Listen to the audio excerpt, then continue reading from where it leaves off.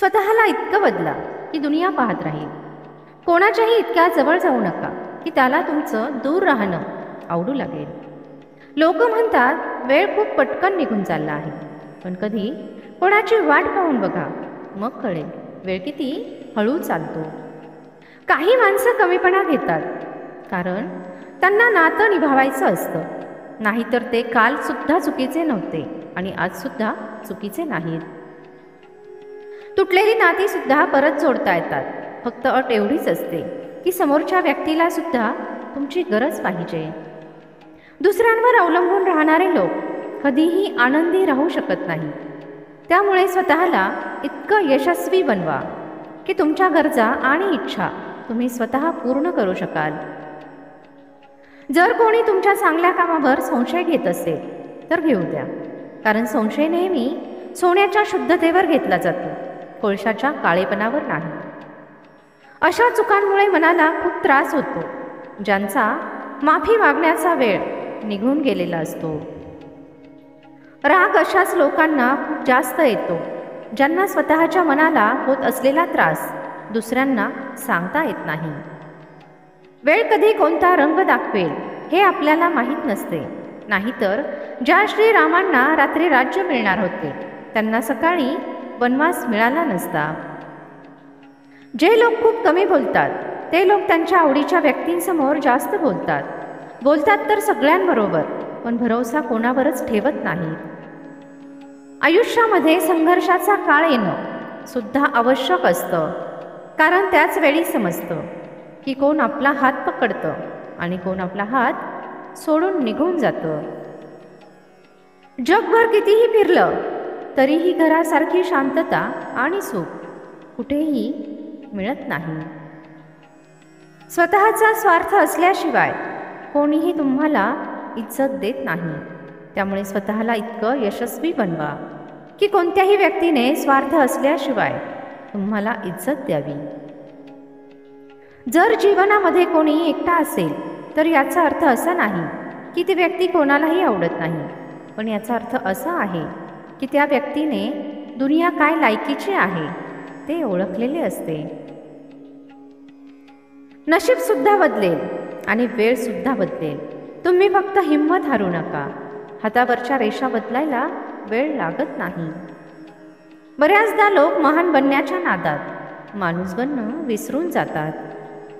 जीवनामध्ये एक नातं असंही बनवा की ज्याच्याकडे तुम्हाला तुमचं मन मोकळं करता येईल आणि तक्रारीसुद्धा सांगता येतील. स्वतःचं दुःख स्वतःशिवाय दुसरं कोणीही समजू शकत नाही. कोणाजवळचाही पैसा पाहून नातं जोडू नका, तर त्याचं मन पाहून नातं जोडा.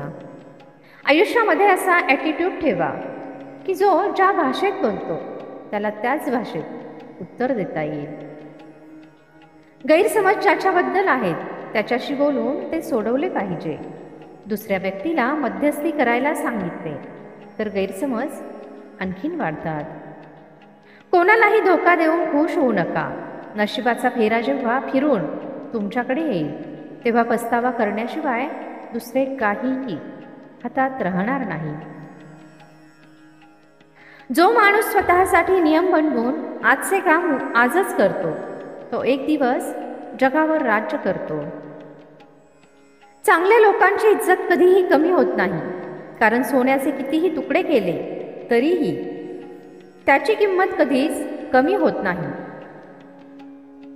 जेव्हा लोक तुमची नक्कल करायला लागतील तेव्हा समजून घ्या की तुम्ही सफल होत आहे.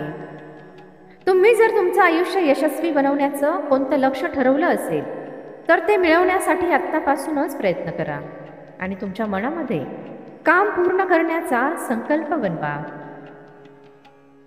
तुम्ही कितीही चांगले माणूस असले तरीही कोणाच्या ना कोणाच्या नजरेत तुम्ही वाईट असता. बरं झालं की मृत्यू सगळ्यांनाच येतो, नाहीतर श्रीमंत लोकांनी मस्करी केली असती की गरीब होता म्हणून मरण पावला. जगामधील सगळ्यात जास्त वेग प्रार्थनेचा असतो. ती तोंडातून निघेपर्यंतच देवापर्यंत पोहोचलेली असते. ज्यांच्यावर जबाबदारीचं ओझं असतं त्यांना रुसण्याचा आणि खचण्याचा अधिकार नसतो. माणसाने आयुष्यामध्ये चांगली संधी कधी येईल त्याची वाट पाहत बसू नये, कारण जी आज आहे तीच सर्वोत्तम संधी आहे. कडू आहे पण सत्य आहे की आजच्या जगामध्ये लोक पैसा पाहून नातं जोडतात. जेव्हा सगळे सांगतात हार मान्य कर, त्यावेळी मन आपल्याला हळूच सांगतं की तू परत एकदा प्रयत्न कर, हे काम तूच पूर्ण करू शकतो. बुद्धिमान माणूस कधीही बुद्धिमान असल्याचा दावा करत नाही, तसेच एक मूर्ख व्यक्ती कधीही मान्य करत नाही, तो मूर्ख आहे. जिंकण्याचा आनंद सुद्धा फिका वाटतो जेव्हा कौतुक करणारे तुमच्या समोर नसतात. जर तुमच्यामध्ये चुकीला चूक म्हणण्याचे धाडस नसेल तर तुमची ताकद आणि हिंमत दोन्ही सुद्धा बेकार आहे. जी व्यक्ती खरं बोलते त्यांचे शब्द कठोर असतात, पण अशा व्यक्ती कधीही धोका देत नाही. काही लोकांना यश मिळवण्याची इतकी घाई असते की छोट्या लोकांचा हात पकडण्याऐवजी ते मोठ्या लोकांचे पाय पकडणे पसंत करतात. चुकीची हत्यारे घेऊन तुम्ही एक स्क्रू सुद्धा काढू शकत नाही, तर चुकीच्या मार्गाने केलेली मेहनत तुम्हाला यशापर्यंत कशी पोहोचवेल. स्वतःच्या 100 चुका झाकून ठेवून माणूस म्हणतो जमाना खूप खराब आहे. आयुष्य बर्बाद करणारे 3 शब्द. उद्यापासून सुरुवात करू. नशीब सुद्धा त्यांना साथ देते जे स्वतःच्या हिमतीवर काहीतरी बनण्याचा प्रयत्न करतात. वेळ बदलते, सगळ्या गोष्टी ठीक होतात, पण तुटून जोडलेलं नातं परत पहिल्यासारखं होत नाही. कोणाची मस्करी आणि पैसा खूप विचार करून उडवला पाहिजे.